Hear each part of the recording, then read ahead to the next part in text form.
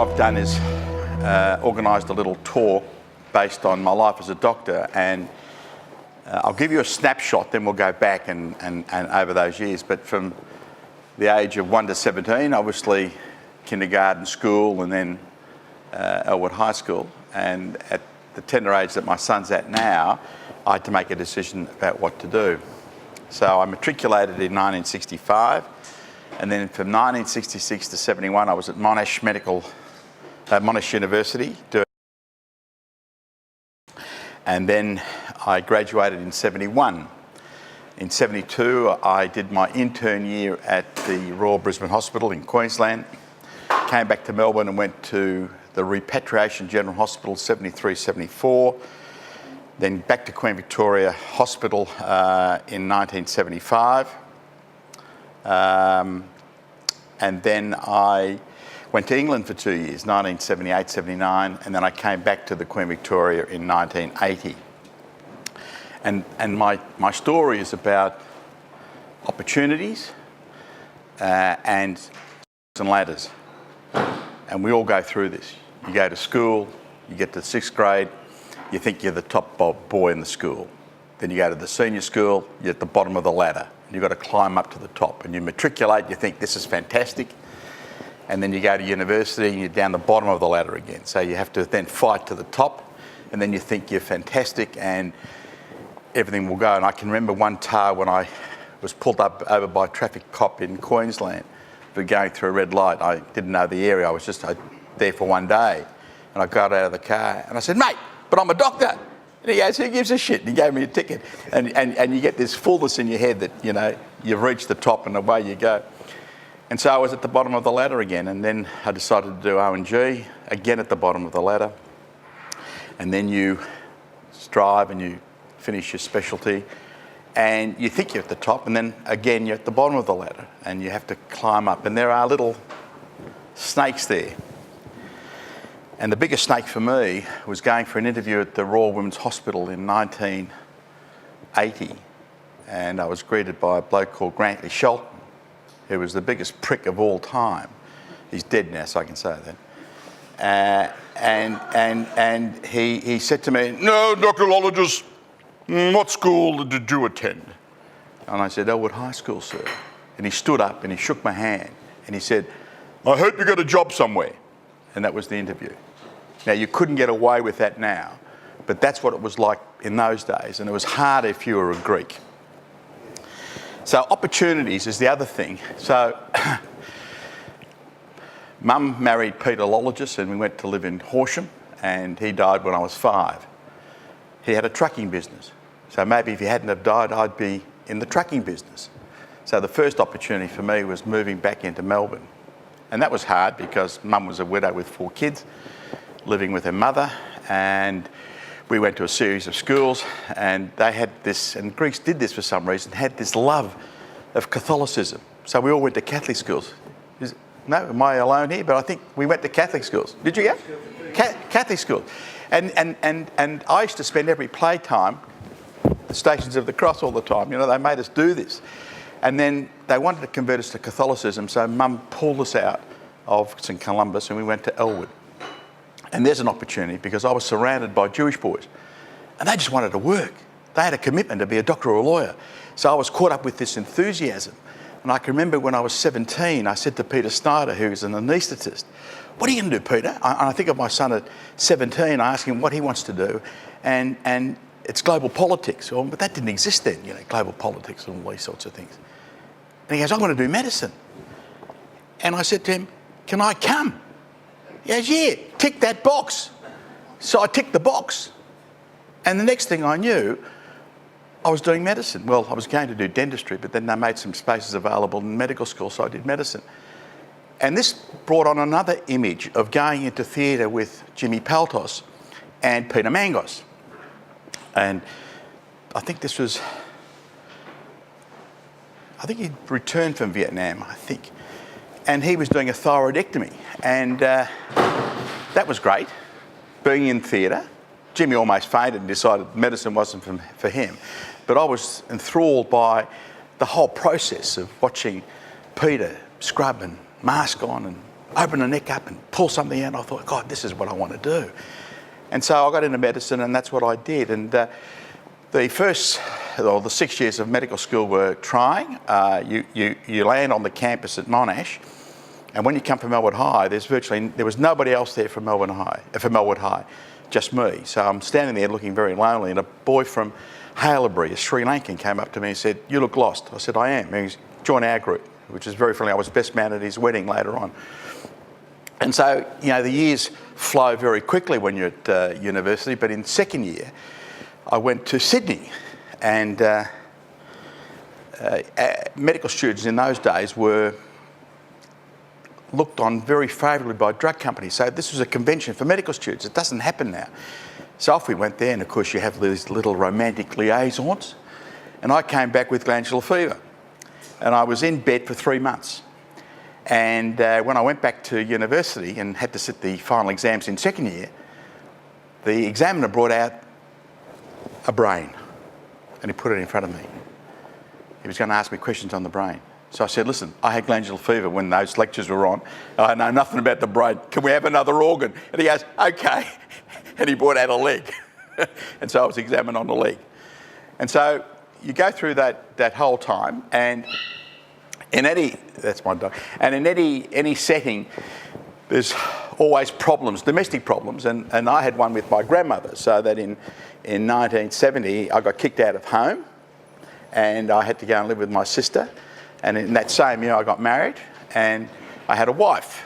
And of course in hospitals in Melbourne you had to live in as an intern, and there was no way that I could afford to live in and pay for the room and pay for a flat that I had in South Yarra. So we went off to Queensland, and that was another opportunity, because in Queensland in your first year you did obstetrics. And I can remember the Asian doctor teaching me how to do a forceps. Now I'm an intern and I'm pulling a baby out, and I thought, this is fantastic. So I thought, do I want to do this late nights, any time of the day or night you'd be called out. So I thought, I'll think about it. So when I came back to Melbourne after that 1 year, wife heavily pregnant, I thought about it, and I decided, no, I'll become a physician. So I went to the Repat General Hospital, and I did medicine there for 2 years, mainly in intensive care. So the old diggers, and that was very, very entertaining, very challenging, dealing with old people and their war injuries and the families.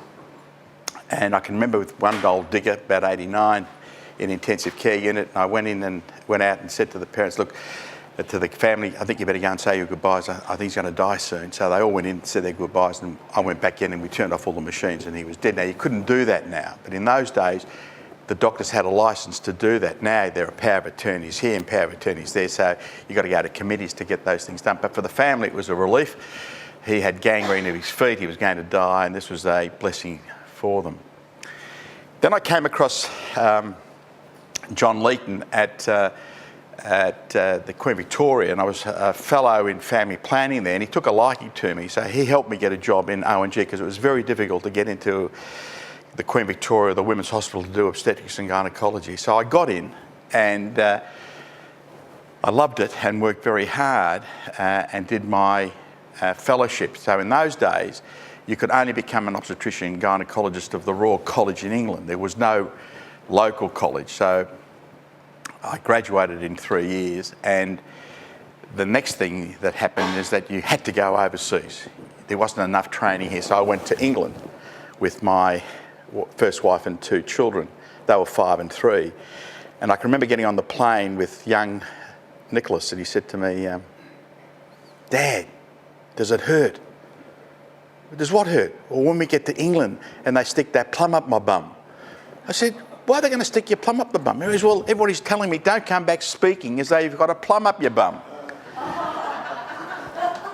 And of course, they all came back speaking like that. And "Shall we go to the park, Daddy?" That got knocked out of them very quickly when we got back. So we had a wonderful 18 months in the UK, and I worked my butt off and did lots of deliveries and operations. And then I had a wonderful holiday with my mother and stepfather, who came over to join us. Here was my mother, who I thought was very, very frightened of the world, hadn't been overseas before. And I said, now listen, Mum, I've got to work Monday 9 to 5, and on the weekends, we'll take you to see London. Well, the first day, they were on a train to London, and they'd come home at 6 o'clock. So they explored London by themselves. It was fantastic, and we would go away on the weekend. And they came over when I finished the job, and Jack and Marika Bices came to see us, and a few other people popped in to say hello while we were there. And then we had a wonderful 3-month holiday in Greece, and even visited Kastellorizian, where Maria Catrice was there with her 2 kids. And my sister was over as well. And so we had quite a nice 5 days on Kastellorizian. It certainly has changed. We haven't been back since then, but I'm going to take my wife Annie there next year for a little look at the island. So we come back to Melbourne, and I'm a senior registrar at the Queen Victoria Hospital. And opportunity again, fantastic opportunity. IVF is just starting to become part of medicine. And Carl Wood takes a liking to me, and I'm helping collect eggs. And at the end of the year, when I'm going into private practice, he says, do you want to join our group? I said, bloody oath. Yeah, this is fantastic. So without being a qualified infertility specialist, I get in. And so for 15 years, I'm doing IVF, and then they bring in a degree which says it's a specialist degree in infertility. So all the professors got grandfathered in with the degree. All the schmucks like me who didn't have a professorship had to sit the exam. So a few of us said, no, we're not going to do that. So we just kept on practicing. And so there begins a story of commencing practice, doing IVF and obstetrics. Now, obstetrics is a very, very challenging occupation. And if I'd known how difficult it was going to be, and how stressful it is on your family life, and how little time you have to yourself, I don't think I would have done it. People don't, you only realise this when you get to my age. I did my second last vaginal delivery yesterday, and I'm sitting there stitching her bottom up and thinking to myself, why am I doing this? Thank Christ I'm finishing this. At the beginning you think it's exciting and challenging and, oh, I've brought another baby into the world. But it is very stressful because you're looking after 2 people that could both potentially die on you. And there's nothing worse as an obstetrician in having a baby die in utero, and that happens about in 8 out of 1,000 pregnancies. And if you happen to be the doctor looking after that patient and the baby dies, it is so stressful I can't begin to tell you. And you grieve, the staff grieve, the patients grieve. Then they start to want to blame everybody, and they often change doctors and go elsewhere. But unexpected death of babies in utero occurs. And despite all the advances, and we have reduced that figure a little bit, it used to be higher, babies still die, unfortunately. And so, you can get called out in the middle of the night. You go to bed with somebody in labour, you don't know what time they're going to call you. You have to get up. It's very lonely. You go to a hospital, you're the only doctor there, and you have to deliver this baby. And there's a great toll. So I've delivered about 10,000 babies, and I'm looking forward to stopping. And I'm now enjoying the concept in the last 8 years of my professional career of helping women get pregnant. So over the last 35 years, that's been the main drive in my life, to help women achieve a pregnancy. And I have a little niche market in Melbourne, in that I'm one of 4 doctors in Australia that think out of the box when it comes to infertility. And I'm a great believer that there are immune issues that stop some women from achieving a pregnancy. So I've set up various treatments that I think help. So there are all these opportunities that happen. And the last one was, I said to my son, who's doing the website for Kazzie Club, I think I need to change my website. So he goes, okay, but I'm not going to write it this time. I'll get a professional copywriter to come in. So a bloke called Robert Freebody came in, and we started to write the new website. And then he came up with a great idea. He goes, why don't you call it something a little bit different to Nick Lolatgis? And he came up with the Centre for Infertility Solutions. And so this, again, another opportunity. I happened to bump into a medical marketing person called Caroline Chaplin from Rooms with Style. And she said, well, why don't we promote the centre? And so for the last year, we've been promoting the centre as a place for people to go to if they are struggling to achieve a pregnancy. And one of the girls that helped me launch the company back in July last year had come to see me after 8 years of infertility, 28 IVF treatment cycles, so multiply that by 5,000 and you get an idea of how much that cost her. She was onto her third donor and of eggs, and when I saw her, she was 45. So thinking out of the box, I worked out that her immune system was preventing the embryos from implanting, and so I gave her treatment during a cycle to suppress her immune system. She's now got a baby daughter and a baby son, and she had the last one at 47 years of age. So she is a great ambassador for thinking out of the box and doing treatments. And so this centre now, and there's advertisements in the Virgin magazine and Jetstar, and I was interviewed on KISS FM recently, is attracting more and more patients to come along to find out, is there another reason why I'm not getting pregnant having had embryos transferred? And I'm currently running at very good pregnancy rates in those patients, and so the word is spreading. So that's giving me a real buzz. About 3 weeks ago I delivered 4 women. One was 47, her first baby. The other was 45, her first baby. The other lady was 44, it was her second, and the last one was 43. And I'm telling you this story because one of the ventures that I entered into was to try and source donor eggs from somewhere. Women in Australia are very, very generous, but the market is limited and we can't pay them. But in Europe, you can pay the donors. So I have a colleague called Kostas Pantos in Athens, and for the last 3 years, I've been sending in women for donor eggs. So I get the oven ready here. They land in Athens ready to go. They're matched up with a donor. The eggs are inseminated with the husband's sperm and the embryos are put back into the patient. And I'm running at about 70% pregnancy rate for these women. And so this is a fantastic opportunity for women up to 51 to go to Athens. And the law has changed there, so I can now even send a surrogate over there.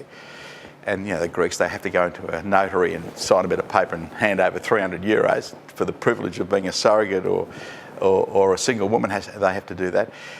But it's a great system. So this is the area which interests me most, how you can help women. Now, I firmly believe, and I think the government should maybe consider this, if they're going to get rid of negative gearing, they should offer all women the opportunity to freeze their eggs at 24 years of age.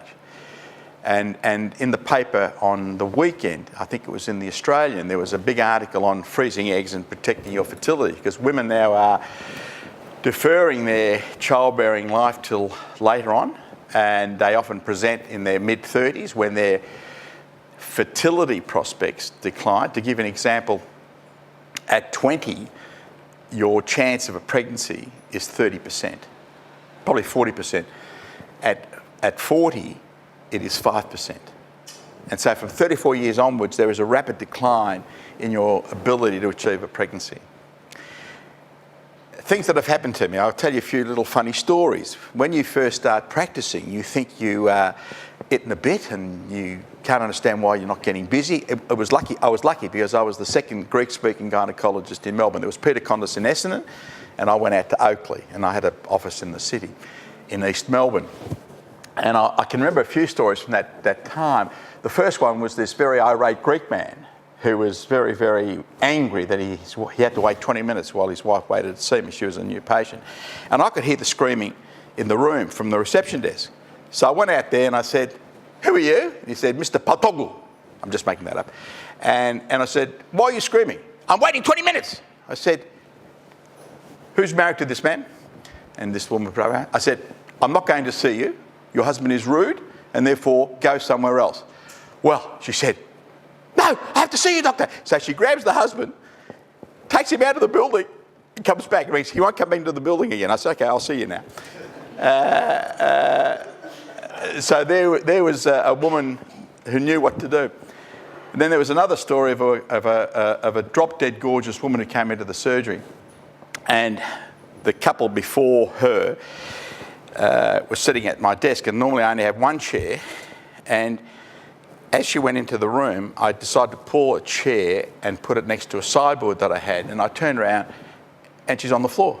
And I said to her, "What are you doing on the floor?" And these were her exact words. She took me and she said, "Where'd the fucking chair go?" I'd pulled the chair out that she was about to sit on. She never came to see me again. And so in those heady days, you would do things that you shudder now when I think about them. I mean, I thought that women who went to see a gynaecologist for a pap test always felt a little bit moist or wet, and you would try and make it. I used to powder their bottoms with some Johnson's Baby talcum powder. And I think back on that now, and I go, what was I doing? You know, I thought I was doing the right thing. That's right. So as a young man coming up and trying to establish your practice and doing locums for lots of other doctors, these little things, my wife's shaking her head there, why are you telling them these things? But this is life as a doctor, and this is what you go through. But the hardest was probably dealing with, as I said before, dead babies. I've never had a maternal death, and I, touch wood, never have one. But some of my colleagues have had women that have died during childbirth, and this can be very, very stressful, and some obstetricians don't recover. The other thing is life as a doctor is that you're always forced to pay huge amounts of money for your insurance, and there are two companies in Melbourne, Advent and Advant and MIPS. And the difference is that one was English-based and this one's Australian-based. There are guys who are paying well over $100,000 for their medical indemnity insurance. So that's a lot of money to be paying every year. People at MIPS pay between $40,000 and $50,000 a year, and it's still a lot of money to find every year to pay. And then you have that constant fear over your head in anything you do in life, whether you're a builder, whether you're a plumber, whether you're a mechanic. There are always complications in your trade. Whether you sell furniture that might be damaged or whatever, there's always, the consumer always has a complaint. And if they have a complaint against you and they decide to take it further, they have two avenues. They can take you to the medical board, and then they can sue you privately. And there have been deaths of doctors who can't stand the pressure. They've done nothing wrong except there's been a complication at surgery, and they're sued, and the pressure of going through all the interrogatories and all the meetings with the lawyers and then sometimes going to court is too much. And it's interesting, when I was talking to some guys at MIPS, they decide which ones they will settle out of court and which ones they will take to court based on how strong the doctor is in terms of putting up with the pressure. So I had a case recently which had a complication, and she decided to sue me, and this went on for 7 years, and I can tell you it was very stressful. Done nothing wrong, complication, sorted, she's fine, but somebody had whispered in her ear, let's get some money out of this guy because he's insured. So in the end we said, yeah, we'll go to court, we can win this case, and they then told her lawyers that if we win, she'll have to pay all the costs on our side, which amounted to about $500,000. So she withdrew, because that would be too much pressure for anybody to go through if you're just a simple wage earner. But that pressure for 7 years was just unbearable. You know, every time I got a lawyer's letter, I was thinking, oh God, do I really want to do this? That in most businesses, that doesn't happen. Were you ever sued, Michael, in your building? Never. But this is fair game now, and people, their friends get to them, oh, he shouldn't have done that, oh, you get some money out of him, he's got insurance, you go. And at any one time, there are lots of doctors who are being sued, and virtually none of them come to court, but it is very stressful for the doctor. And I'm glad that part of my life's over, and I'm now looking forward to retirement and enjoyment. But I think that if your children want to become doctors, it's not like it used to be. It is very tough. We are ruled by committees, and they've made it so difficult now. For example, I have to have a working with children certificate because I deliver babies. You cannot deliver a baby in any hospital without a working with children certificate. If you're infertile and you want to come to my clinic, you have to have a police check. You have to have a child protection order check.